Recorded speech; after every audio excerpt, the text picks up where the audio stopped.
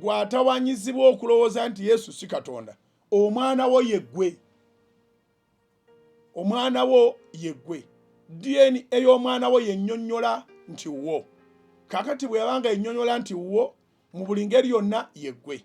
Kati omwana oyo bw'abeera omuwulize, bw'abeera omuntu mulamu, bw'abanga alina omutima omulungi, n'avaamu bulungi, obeera omultiplyinze, obeera weekubisizaamu. Omwana w'otuukira okumwegaana, kitegeeza nti byakola biri contrary ku gwe kennyini ne ku kirooto kyo. Naye Yesu yatuwa standard ey'obwetoowaze, ey'obugonvu, ey'okuba nti ekigambo kya kitaawe kimusingira ebintu byonna. Yesu yatulaga nti ekigambo kya kitaawe takigeraageranya. Tazimba bwakabaka bwe, azimba bwakabaka bwa kitaawe. Eventually buli azimba empaya ya kitaawe ng'ettafa lyonna ly'okola ozimba empaya ya kitaawo, weezimbidde kubanga kitaawe ajja kuvaawo gwaddawo. Oba okitegedde? Buli akola ng'okolerera legase ya famire, gwe famire. Buli akola ng'okolera kitiibwa kya famire, gwe famire.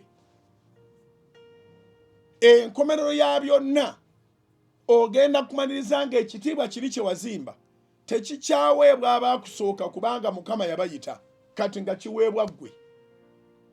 Nga naawe osaba amaanyi ge wateekamu, abaana bo bagateekemu, abaana bo bagateekamu, abazzukulu bagateekemu. Kati Yesu Katonda, kubanga mwana wa Katonda, ekyo ndowooza tekiriko lukiiko.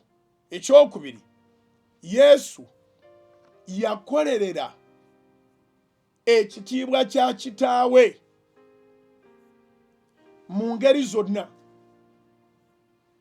nga be bannannyini, mbayise be bannannyini, mbayise bantu.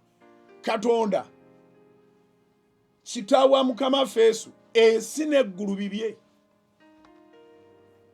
Ensi n'eggulu bibye. Nakati buli kasente akali mu nsi na buli kyabugagga ekiri mu ttaka ekiri mu nsi na buli kyabugagga ekiri ku nsi bya Katonda.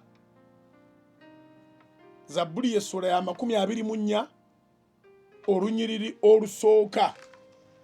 Zabbuli essula eya 24 olunyiriri olwo olusooka tulusome. Bayibuli egamba bweti, kino ekyama Mukama yakibikulira Dawudi. Era Bayibuli kyeva egamba nti Zabbuli ya Dawudi gwe mutwe, the Psalms of David. Ensi ya Mukama, ekyo kikugweremu, n'okujjula kwayo ekyo nakyo kikugweremu. Ensi zonna ekyo nakyo kikugweremu, n'abo abazituulamu.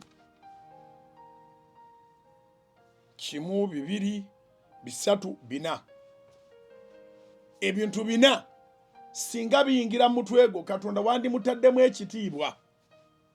Era mu kisibo kino ekiga nti Mukama jangu ewange, wandibadde oyongeramu amaanyi okumuyita jjewuwo, kubanga tewali alina gwe wandyetaaze wuwo okusinga Katonda.